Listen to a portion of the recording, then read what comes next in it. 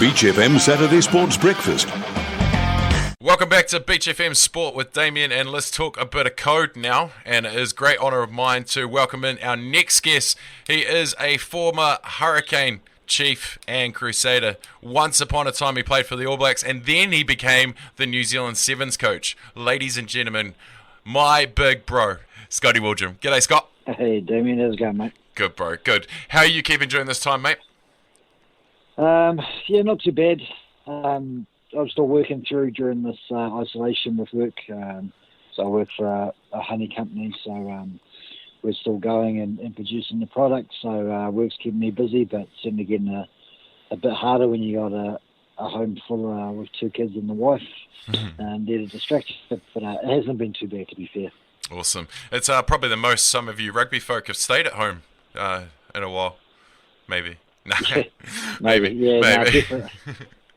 Well, definitely. Obviously, being home around the kids the whole time is pretty cool. But yeah, for me, in the past, having to travel so much with rugby and being away and moving around the country, I guess it's a good opportunity just to spend some time with the kids and try to put all my school learnings to use and help them learn their stuff that they're meant to be doing now at home. The big straight-A student that you were, I'm sure. Hey, mate, got you on today because it is a time where a lot of people will be sitting at home scratching their heads and maybe not motivated to keep going with a lot of things. But one thing that you've carved out for yourself since your playing career stopped is your coaching role and giving back and your development of other things. And you have started, you're finally joining the podcast crew, and you have a little podcast called the Rugby Toolbox. Can you just tell us a little bit about that? Yeah, so New Zealand Rugby approached me, and as part of it was originally their coaching toolbox. We've obviously have for new coaches and as a bit of an online resource for coaches in New Zealand and around the world. They put on sort of skills and drills and stuff like that. And through one of the guys that I used to deal with the All Blacks media, he works for Serial TV now. Weekbooks, as we call him, he came to me with the idea of doing a bit of a podcast and talking to other coaches and talking about coaching and stuff like that. So, last year we did our first few. We started off with Piri Wepu, and then Jamie Tout, who's the women's trainer, the Black Ferns trainer. We did Tim Mannix, who's been involved with sort of coach development in Wellington, and a first 15 coach, and then we've just slowly sort of added from there. We haven't done that many, to be fair, and then this lockdown sort of made it a little bit harder because we were doing it out of the other guy's place. So now I've had to learn how to do it, and I'm hoping to try and crank out my first at-home one early next week. Awesome. Hey, mate, I know you're probably sitting at home further educating yourself. What kind of resources are there out there for people that not necessarily want to stick to just rugby or just any sport, where it's just more of a mindset? I know in one of your podcasts you talk about the 3 types of coaches. Can you break down those for us? Yeah, I mean, to be fair, there's probably 1,000 types of coaches, but when we try to categorize them and stuff like that, and you do get your holistic coach, who is more of the players and more about their welfare and sort of making a connection with them to get the best out of them. And then obviously you've got your real dictator one that sort of is there telling you what to do. And as a coach who looks after younger kids, that's probably where you have to be. And as you develop along your stages, and as the kids get older and get better and turn into adults, then it's more about their mental well-being and how they're approaching games and preparing them and stuff like that. So, I mean, those are the 2 ones, and then your third one's a bit of a mix of those. And there's so many online resources, and not just rugby.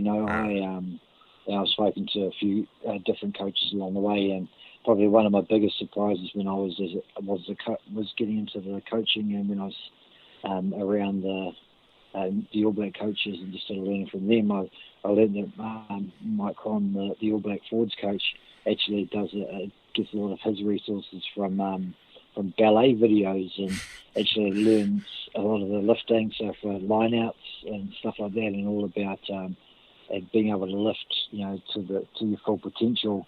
He actually learned a lot of that from actual ballet and how Wow. they perform lifts and stuff like that. So, that kind of opened me up to the idea that we shouldn't just be looking at rugby sites and rugby drills. We can actually look at a lot of different sports and see what they're doing and how we can adapt them. So the world's your oyster if you broaden your horizons and sort of able to transform someone else's way of doing something into a rugby idea. So there's heaps out there, and then of course the amount of rugby skills and drills and resources that are online. I mean, you just need to Google rugby skills, and there's about 1 million different websites that come up. So coaching is certainly getting a lot easier from the days of when most coaches were either dads, parents, or were ex-players, and you were just sort of passing on what you had learned and that, rather than actually being able to see what everyone else is doing and come up with your own there. Absolutely. Hey, you played a long tenure of professional rugby. What was some of the things that you've learnt as a coach that you kind of wish that you'd learnt as a player?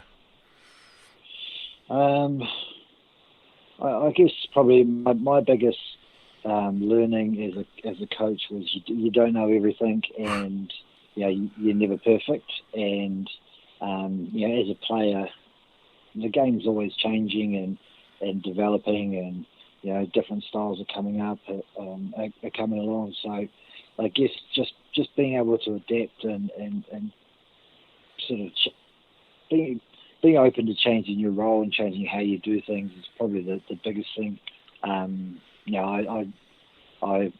I sort of was forced to change due to injuries and different skills sort of dropping off as you got older, and other ones picking up and getting better at. But there's certainly there's probably something that I learned as a coach that I probably wish I'd probably taken more notice of as a player. Scooter, you are probably one of the most unluckiest rugby players ever with injuries, mate. Absolutely. I'd have to say that, and I'm not biased at all.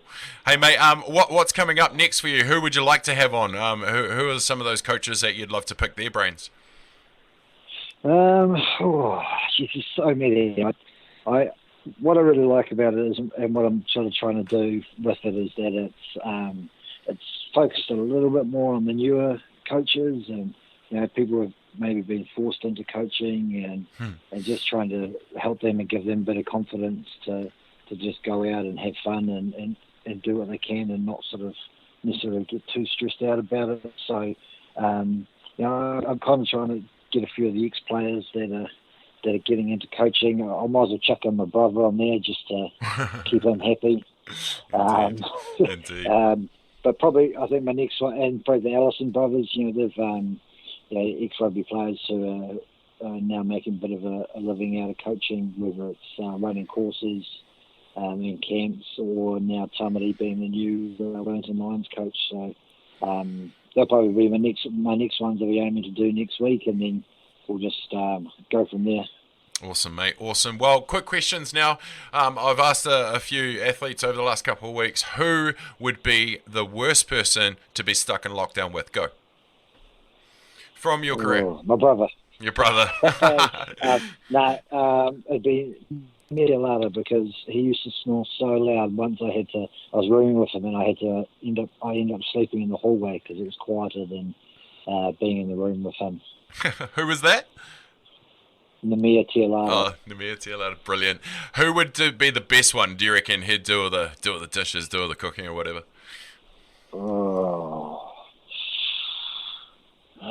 Good question. It'd have to be someone smaller than me, but there's not many that are. Maybe give me a little halfback.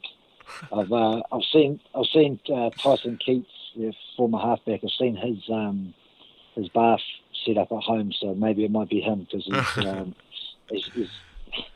he's certainly well stocked in what guys probably want in their fridge. Yeah, true. Who would be struggling with the hygiene around about now?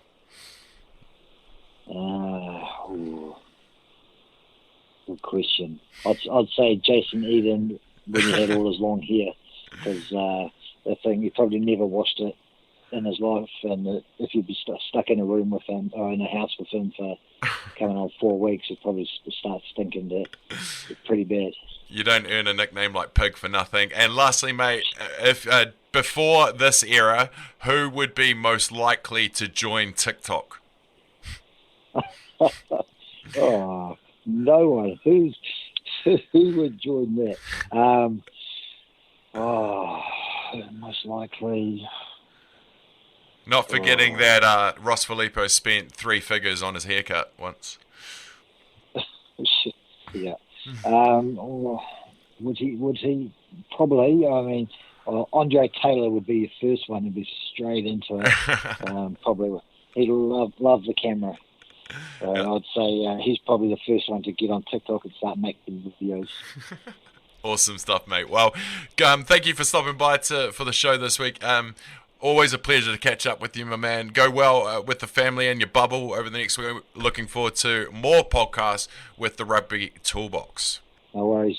Take it easy at the coast. Go look after Dane Coles. Absolutely. Cheers, buddy.